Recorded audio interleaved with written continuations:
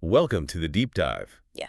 Ever felt completely lost looking at cameras? All those specs, the reviews, it's a lot. It really is I a know. whole labyrinth of gear. Right. So today we're cutting through all that noise. We're on a mission, really, to find the essential tools for you, our listener. Whether you're, an adventurer, maybe starting out with content creation, or just want better photos of your family. Yeah, and we're digging into a pretty comprehensive guide to pull out the key stuff. Exactly. Those nuggets of info, Yeah. maybe some surprising facts, no matter if you're techie, you're just starting out. And I think that's so important, this deep dive approach, because it's not just listing gear. Nice. It's about understanding why something matters. How does it actually help you create what you want to create? Getting past the marketing hype. Couldn't agree more.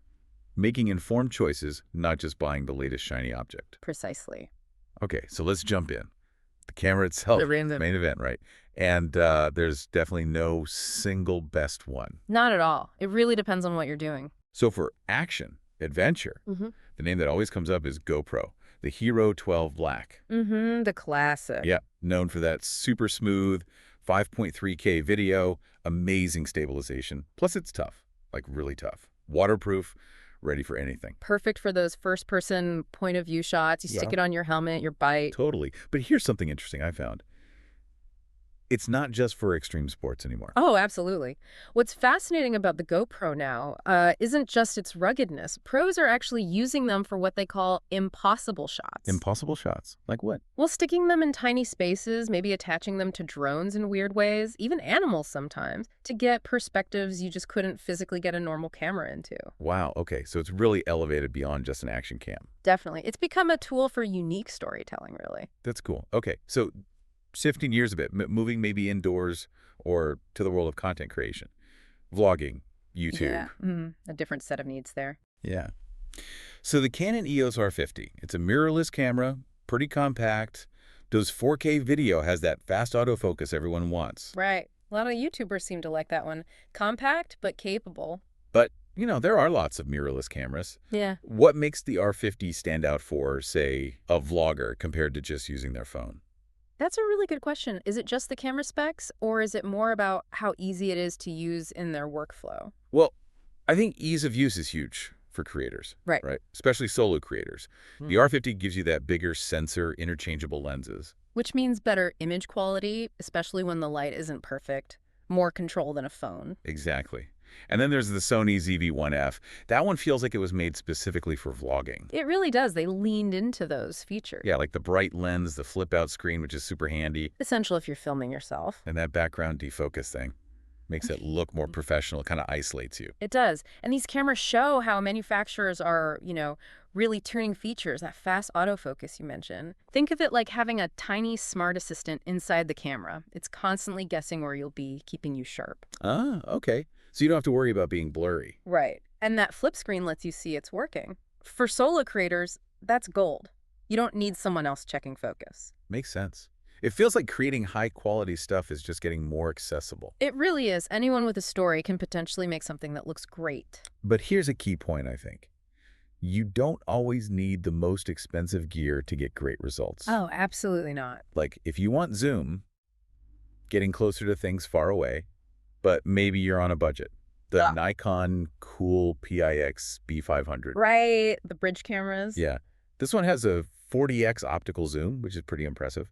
And it has, Bluetooth for sharing photos easily. Decent option for travel or wildlife on a budget. And then there's one that some people call a sleeper hit, the Panasonic LUMX FZ300. Ah, yes, the FZ300. It definitely earns that title. Why is that? Well, what's interesting isn't just that it's affordable, it's how well it performs in specific situations. It does 4K video, has a decent 24x zoom, Okay. but it's also weather sealed. So I know some pros who actually keep one as a kind of beater camera. The beater camera. Yeah, for situations where they wouldn't risk their really expensive setup, like dusty environments, light rain, it can handle it and still gets good 4K footage. Huh. So it's reliable even if it's not top of the line. Exactly. It's great value if you need that zoom or that toughness without spending a fortune. It proves capability isn't always about price. Good point. Okay, so we've got a camera. That's the heart, right? But you could have the best camera in the world, and if you don't have the right support stuff, you might be missing out. The accessories, yes.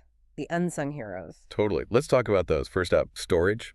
Memory cards, like the SanDisk 128 GB Extreme PRO SD card. Seems basic, but Oh, it's so not basic. It's absolutely crucial. Non-negotiable, really. why so critical? Speed and reliability. Think about shooting 4K video or lots of high-res photos. Those files are huge. A slow card just can't keep up. Right. It's like trying to pour a gallon of water through a tiny funnel. Exactly. You'll get errors, maybe dropped frames in your video, corrupted files. It's incredibly frustrating. A fast, reliable card just works. It ensures your creative flow isn't stopped by tech issues. Okay, so don't skimp on the memory card. Got it. Next up, shaky footage. The enemy. Ugh, yes. Makes things almost unwatchable. So stabilization is key. There are a few ways to go. For smartphones, the DJI Osmo Mobile 6 gimbal. Those things are pretty amazing now. Yeah, they help you get that super smooth, almost floating look.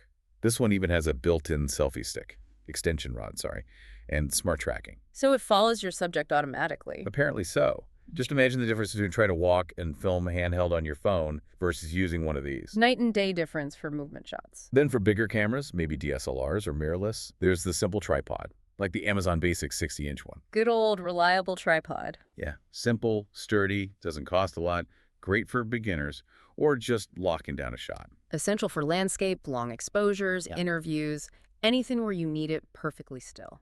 And then there's a kind of weird-looking one, the Joby GorillaPod 3K kit.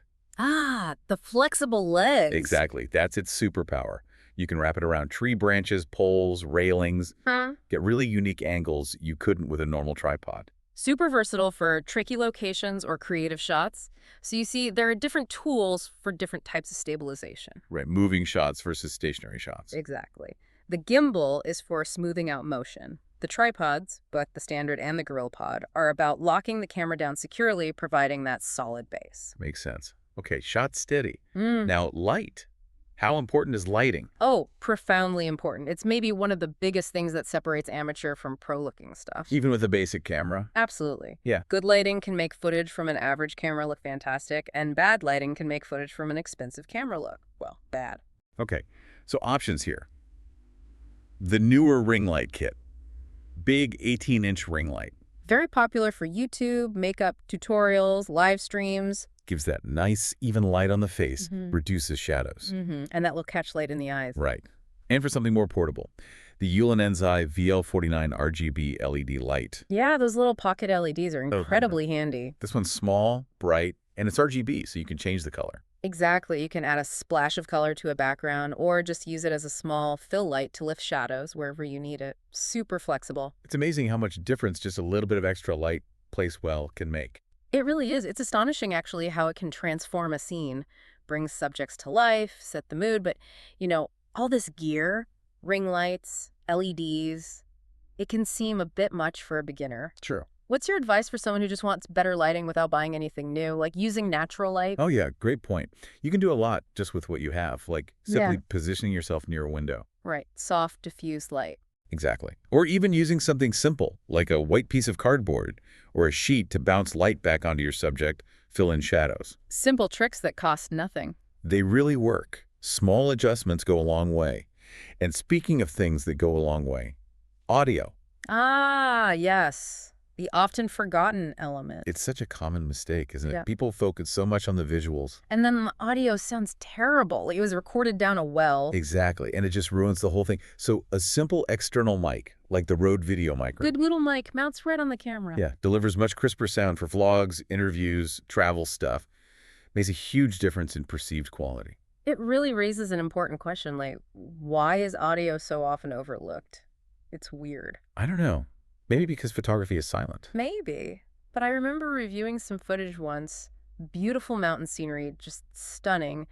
But the wind noise in the camera's built-in mic was so bad, you couldn't watch it for more than 10 seconds. It taught me right there.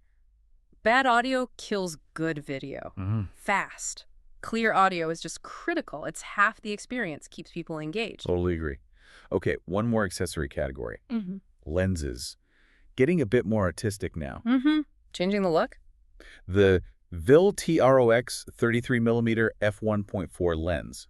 It's known for being pretty affordable but also sharp. Yeah, a good value prime lens. Great for portraits, apparently, because it gives you that creamy background blur. Oh, Bokeh. bokeh. Exactly. That nice, soft, out-of-focus background that makes your subject pop. And it's a prime lens, meaning fixed focal length, no zoom. Correct. Unlike a zoom lens that covers a range, a prime is fixed at one specific length, like 33 millimeter in this case. Why use a prime if you can't zoom?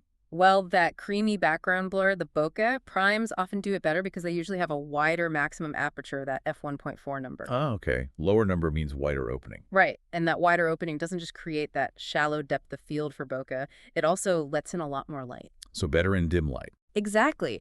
You can shoot in darker places without cranking up the sensitivity, which keeps your photos cleaner, less grainy.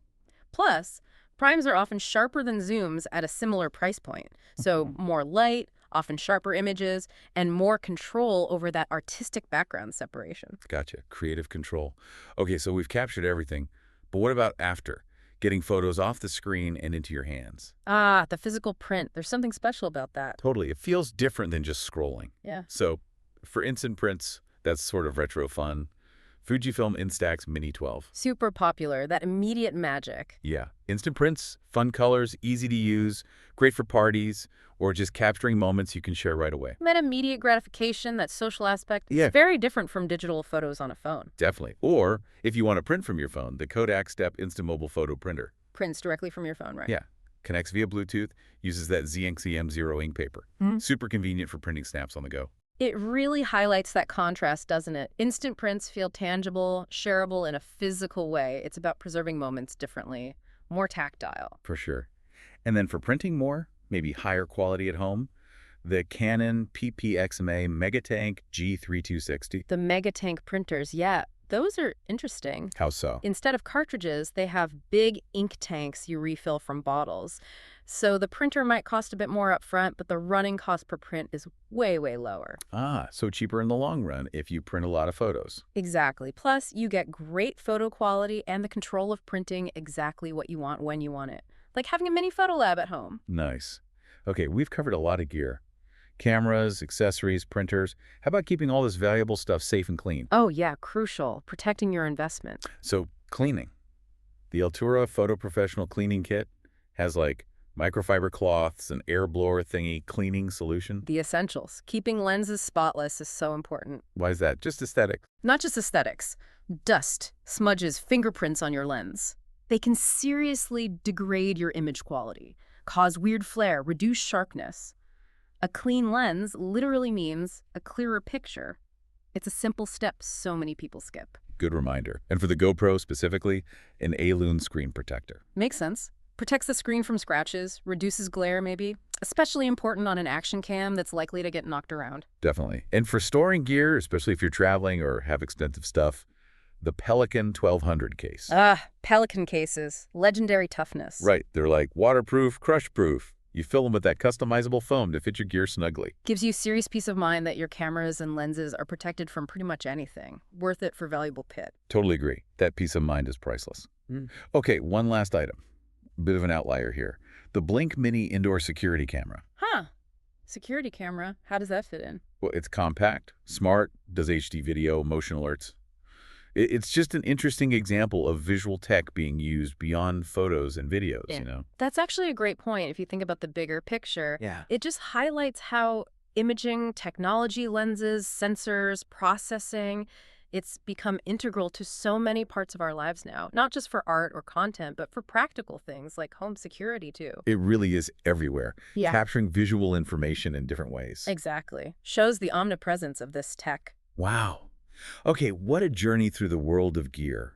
From GoPros on mountains to ring lights for YouTube to printing photos at home. It's a huge range. We really hope this deep dive has helped cut through some confusion, maybe given you, our listener, a better handle on what's out there and what might be right for you.